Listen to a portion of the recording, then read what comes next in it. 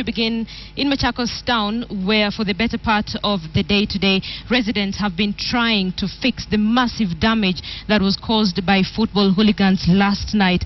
Rowdy Gor Mahia fans descended on property around the town and destroyed it after they lost a crucial match against Sofapaka. The Machakos County government now wants Gor Mahia to pay some 10 million shillings in damages. KTN Sports anchor Lynn Washera is working on that story, and in that story she will be looking at what this now means for football in the country. Also later on in this bulletin we will be speaking to Robert Sembo. He is the FKF vice chair, just to get to understand who should be held responsible for such acts of hooliganism in football. If you recall, this is not the first case we are seeing. This has been something that has been going on over the years. In 2010, actually, 5 people lost their lives.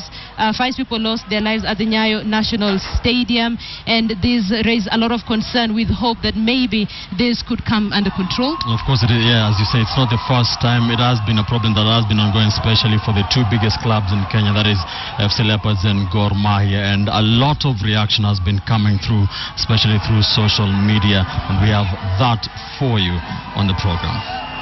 Indeed, so looking at those pictures, let's now focus on that particular story. KTN Sports anchor Lynn Washera has been following this development, not just the one that happened in Machakos over the weekend, but so many more that she has covered. She now joins us from our sports studio. Lynn, this is a very disturbing turn of events. Yes, for sure. And it has been, we can say the past 3 weeks have been really long for the Kenya Premier League, because what should not exactly be witnessed in this beautiful game of football has been witnessed in the past few weeks. And Kenya Premier League as a team has had a very difficult time trying to solve issues right, left and center. And now yesterday, the happenings at the Machakos Stadium, where Gor Mahia was playing Sofapaka, it was quite unfortunate, but I filed a story for you earlier in the day. Let's have a look at it. Across the town of Machakos, businesses are picking up the pieces. This is the aftermath not of a political rally gone bad, but that of a beautiful game that suddenly turned ugly. And throws it into the area, it's in the net. The ill-tempered match between league leaders Gor Mahia and title chasers Sofapaka was played at a jam-packed Machakos Stadium.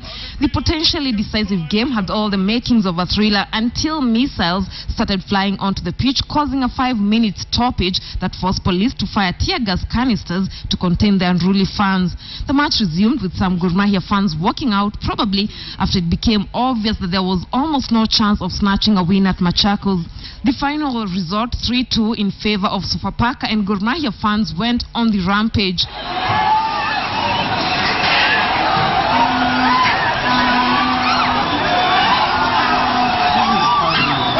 It took the county police officers hours to restore calm.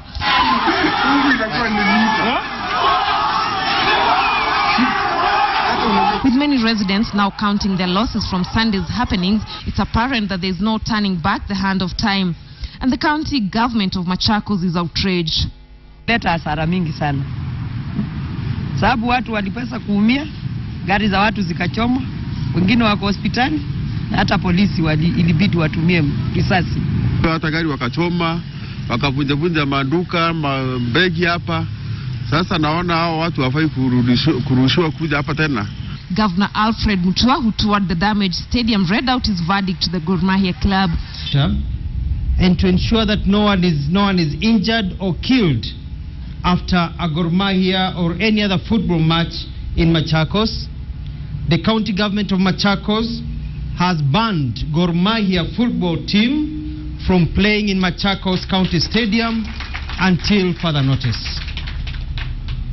We can negotiate with them. If they want to come and play in Machakos, they'll have to put a bond of between 10 and 20 million cash. This is not the first time Gor Mahia is receiving a stadium ban, as well as a hefty fine for crowd trouble and distraction.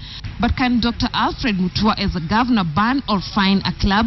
According to an official at the Kenya Premier League, Machakos County can only take legal actions against a Kenya Premier League club.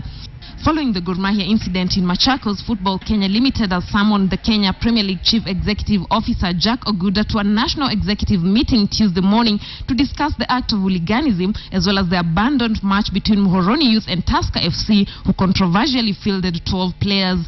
The return of hooliganism has once again put FKF and the Kenya Premier League on the spot. In a statement, FKF sent a stern warning to clubs as well as football fans, saying that hooliganism would not be tolerated in football. FKF now wants the Inspector General of Police to constitute a special police force to deal with the growing menace. Machakos Governor, they are not very amused. Lynn, there is a meeting tomorrow, I understand tomorrow in the morning, to address this. What are we likely to see being discussed in this meeting? Can you get long-term solutions?